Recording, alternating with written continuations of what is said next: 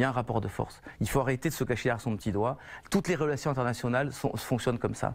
Il y a un rapport de force qui est très favorable à Israël, à tous les niveaux, militaire, diplomatique, démographique, économique. Israël a une suprématie, si vous voulez, contre lesquelles les Palestiniens ne peuvent plus rien. Donc de ça découle une réalité. Pourquoi est-ce qu'avec Gaza, pourquoi est-ce que Gaza deviendra un État indépendant et pas la Cisjordanie? C'est très simple, parce que Gaza a résisté à Israël.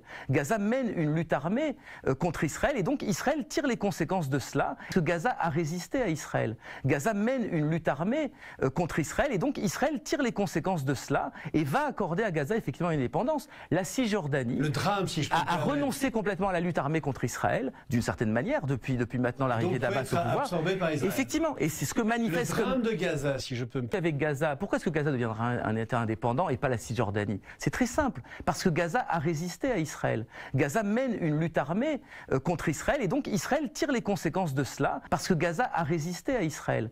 Gaza mène une lutte armée contre Israël et donc Israël tire les conséquences de cela et va accorder à Gaza effectivement une indépendance.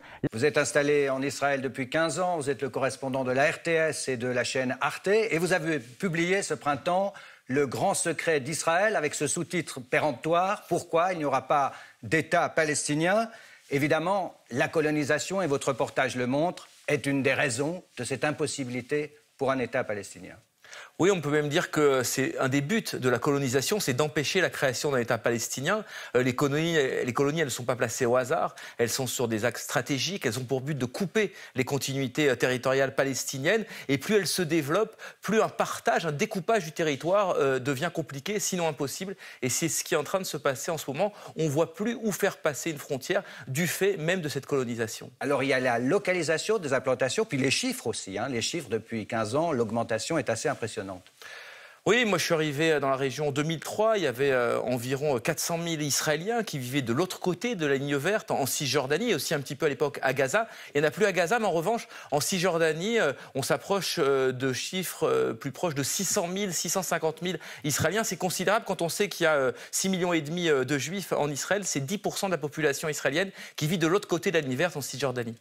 On a entendu de votre reportage cette dame qui se considère comme une pionnière. Elle est là pour des raisons idéologiques, religieuses. Est-ce que c'est le cas de tous ces nouveaux arrivants aujourd'hui? Qui sont-ils, tous ces nouveaux colons en termes de droit international? Alors, il y a une colonie idéologique, essentiellement dans des lieux très chargés bibliquement, comme Hébron, Bethel, Shiloh. Mais souvent, ce sont des colonies de moindre importance. Les grosses colonies, ce sont des colonies économiques, comme Malé Adoumim, par exemple, à l'est de Jérusalem. Ou Gush Etzion, absolument. Dans le sud, on vient habiter là-bas parce que les loyers sont beaucoup moins chers, parce qu'il y a une qualité de vie. On est souvent dans un environnement assez agréable, avec un bon niveau d'établissement scolaire, par exemple. Ou alors, ce sont des villes ultra-orthodoxes, comme Bétar, où les gens ne sont pas du tout motivés idéologiquement, mais ils vont là-bas simplement pour une raison de qualité de vie ou de coût de la vie.